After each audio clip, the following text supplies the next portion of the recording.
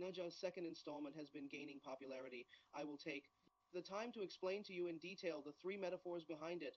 The first metaphor is that the best family tradition is love for adults. In fact, there are two parent-child relationships to manage. One is the relationship with the children, while the other is the relationship with the parents. Lijing, in order to protect Neja, chooses to rebel against the rules. Demon clan as Shen Hengdao is, he has been paving the way for cultivation and ascension to immortality for the benefit of his son. They teach us an important lesson, which is love is unrequited.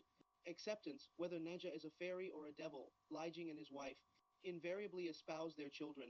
There are some lines in the video that strikes me the most. Father made you carry excessive expectations in the past without listening to your ideas. I just want to utilize my own experience to assist you in seeking prosperity for you. Now it seems that the experience of antecedents can be obsolete. You still need to find your own path. Please stay true to your inner voice. Henceforth, conscious of the fact that every generation has its limitations, Dongay Dragon King is acquainted with business relationships. Imposing their own prejudices on the next generation is not so much desirable as leaving their children unfettered. As for Shen Gongbao and Shen Hengdao, we know that love is all about unconditional support. Shen Zhengdao is well versed in the rules of social operation for the purpose of making their offspring renounce the demon race identity. Shen Gongbao shoulders onerous paternal love, rendering the family surmount original classes. Shen Gongbao in the film is similar to those ordinary individuals who are espoused by their parents with the dream of their parents to change their lives.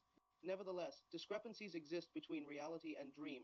Indeed, a multitude of people invested in extraordinary endeavors only to find that they are trapped in the abysmal of life. Inheritance from antecedents is not just genes, it is about resources, but more importantly, the mindset. This inheritance is an inextricable family bond, a responsibility, and a spiritual shackle that cannot be repudiated. It gradually occurred to Shen Gongbao that the very sense of inadequacy brought by the origin of the demon clan results from his mental inertia of his original family. Consequently, he decisively made brand new life choices. For example, he renounced the road to immortality, made alliance with Lijing and his wife in search of more enduring justice. One of the greatest morals of this film is that we are capable of reassessing our own family genes and heritage, including our relations with family members. If you are a parent and you always possess strong control over children, please remind yourself to consign your children, compliment them, empathize with them more. Do not bother to make schemes for your offspring.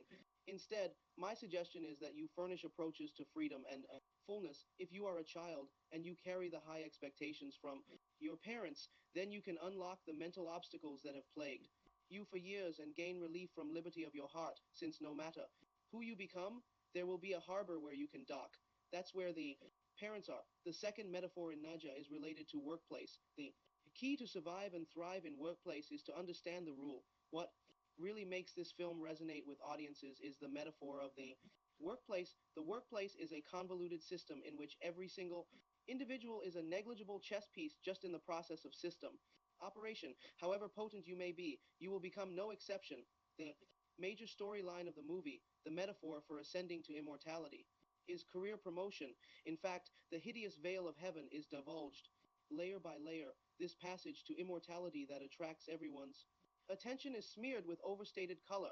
The ingenuity of the director is that with humorous and witty form, he presented the indescribable realism to the audience in an unadorned manner. Challenging the authority and fame that everyone aspires to, it is an incredible metaphor for alchemy. In heaven, the enhancement of immortals requires to be maintained by elixir, and this elixir is the flesh and blood of various demons. Similarly, if you yearn for becoming the most privileged, you have to be eclectic, learn from others, trampling on the stepping stones of experience founded by countless victims. Otherwise, you remain to be the demon in this alchemy furnace. Sooner or later, you will fall into cannon fodder for people in authority. Shen Gongbao is a typical projection of a professional born in Demon Clan. By virtue of his own efforts, he succeeded in embarking on a plunge into the immortal realm. He entered the Kunlun Mountains, became a disciple of Yuanshi Tianzun, and rendered the prestige of the entire village. He was competent, longing to stand out in heaven. Nonetheless, consigned to inferior reprises, he became a scapegoat for power struggle. Shen Gongbao resembles young adults who derive from average backgrounds and work for giant corporations or institutions.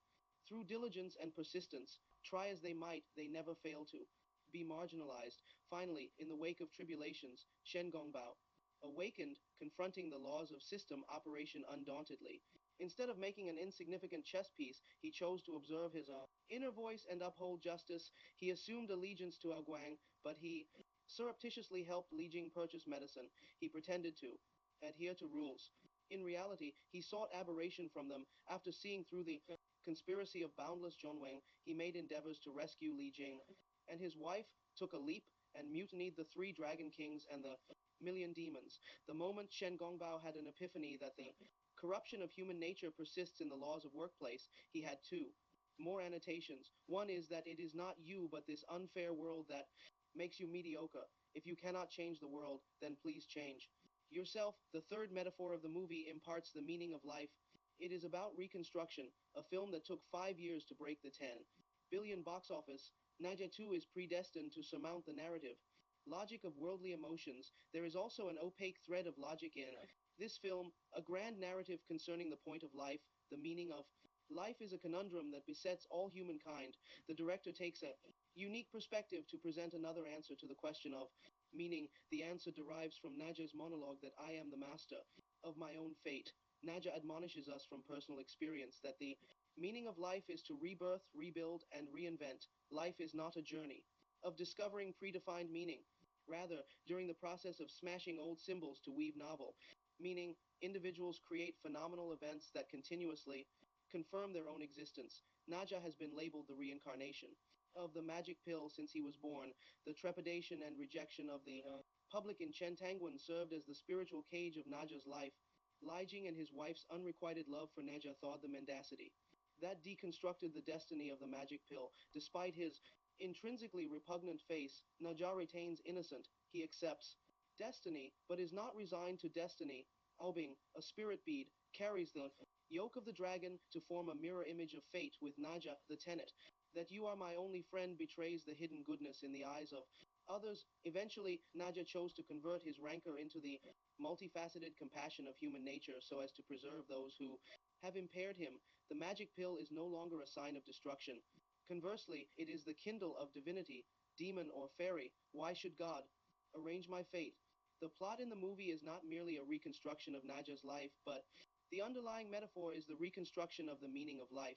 Reconstruction is not equal to repudiating the past. It is about addressing conflicts. Genuine reconstruction juxtaposes the pain of taking root with the ecstasy of blooming upward. As Nikai said, when you know why you live, you can withstand any kind of life.